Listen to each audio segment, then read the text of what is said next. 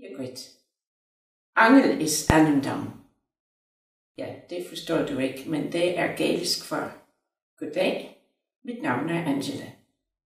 Jeg er nemlig født og opvokset i Irland og er rejseleder i Irland. Og jeg glæder mig hver gang til at vise mit gamle land frem for danske turister. Irland har rigtig meget tilbud. Måske først og fremmest en enestående natur, hvis man tænker på Wicklow-bjergene, hvor jeg kommer fra selv. Og der er også Ring of Kerry og Connemara, Arnonøerne, alt sammen fantastisk. Og så er der storbyer, Dublin, Belfast, Cork. Alle har deres egen kultur og er meget forskellige fra hinanden.